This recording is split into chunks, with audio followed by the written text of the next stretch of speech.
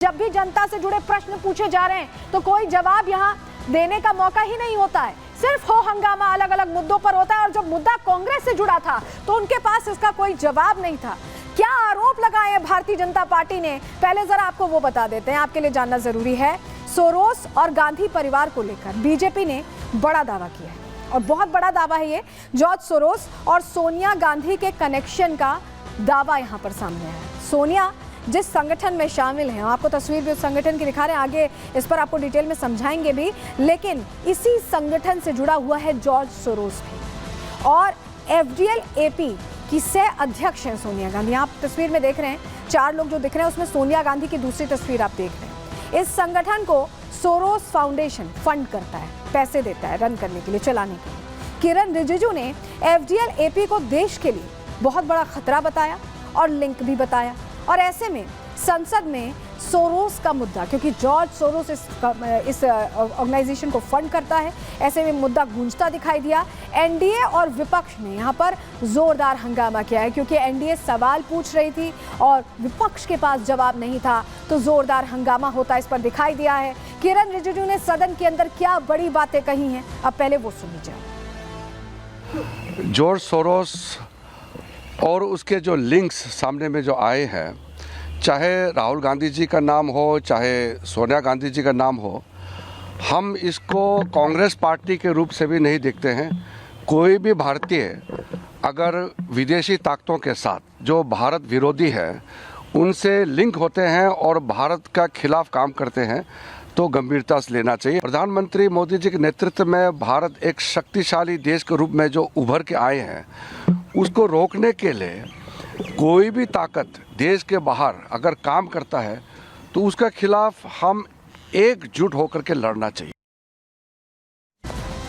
तो किरण रिजिजू कह रहे हैं कि कोई भी ताकत देश विरोधी काम करती है उसके खिलाफ हमें मिलजुल कर लड़ना चाहिए। लेकिन जरा आपको तस्वीर उस ऑर्गेनाइजेशन की दिखाते हैं और जो दावा बीजेपी की तरफ से किया गया है उसमें कितनी सच्चाई है, जो साक्ष्य रखे गए हैं। चलिए तस्वीर दीजिएगा।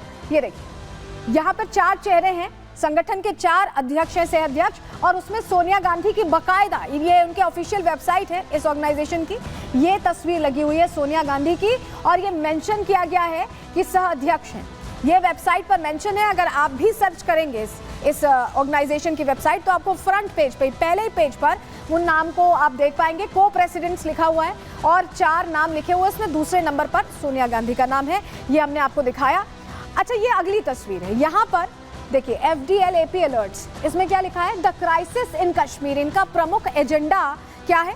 द क्राइसिस इन कश्मीर, यानी कश्मीर के हालात बुरे हैं, इस तरह का यहाँ इशारा करने की कोशिश है और इसको अपना की एजेंडा ये जो वेबसाइट है, ये जो ऑर्गेनाइजेशन है, ये बता रहा है। तो तस्वीर हमने आपको दिखा दी और ऐसे में अब कई प्रश्न खड़े होते हैं। राज्यसभा के अंदर भी ये सवाल पूछा गया JP नड्डा की तरफ से और ये कहा गया कि डिस्टेबलाइज करने की कोशिश हो रही है भारत को। सुनिए JP नड्डा ने क्या कहा।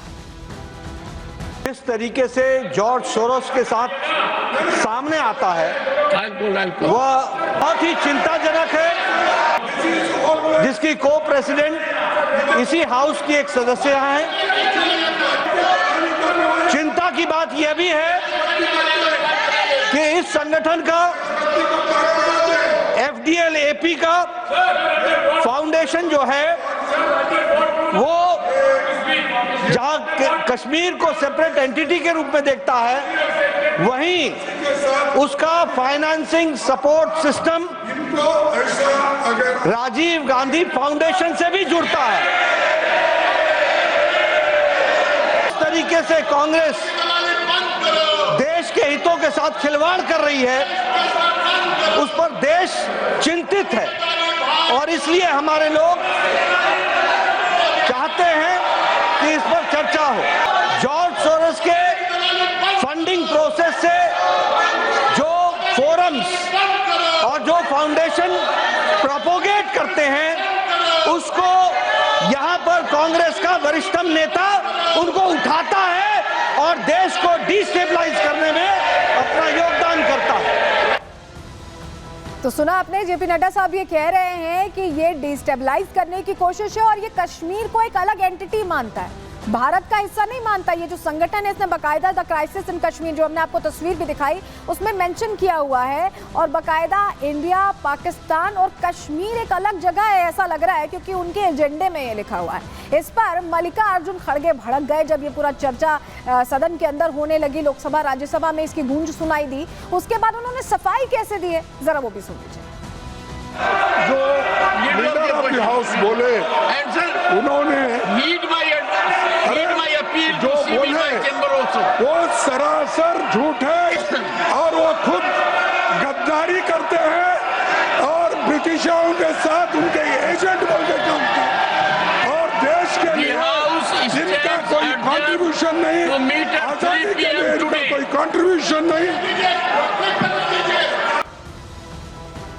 तो ये जो आरोप लगाए जा रहे हैं, ये हमने आपको तस्वीर दिखा दी। आप तस्वीर से समझ गए होंगे कि कश्मीर को लेकर क्या सोच है इस संगठन की, और उसमें सह अध्यक्ष के पद पर सोनिया गांधी है।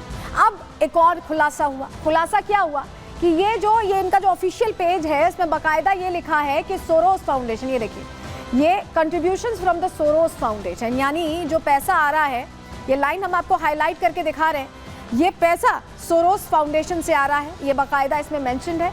और इससे अपने आप में पता चलता है कि ये जो पूरा ऑर्गेनाइजेशन है ये रन करता है सोरोस फंड से, सोरोस के फंड से रन करता है। और यही वजह है कि कांग्रेस और सोरोस का कनेक्शन बार बार सामने आने के बाद प्रश्न तो पूछे जा रहे हैं और जवाब कांग्रेस को देना होगा। ऐसे में आपको बताएं, सुधांशु त्रिवेदी ने ये कहा है कि सोनिया जी ने, अगर उन्हें पता था कि कश्मीर को लेकर इनका क्या पर्सपेक्टिव है, सोरोस का पैसा आता है, तो आखिर उन्होंने ये पद क्यों स्वीकार किया, ये प्रश्न पूछा। और क्या कहा है सुधांशु त्रिवेदी ने, क्या साक्ष्य रखे हैं, वो भी देख लीजिए। Democratic leaders of Asia Pacific से आपका क्या संबंध है, साफ साफ बताइए। और इसमें जिस प्रकार से भारत विरोधी और पाकिस्तान समर्थक बातें कही जा रही हैं, वो आपकी सहमति से हैं या आपकी दुरभिसंधि के साथ हैं?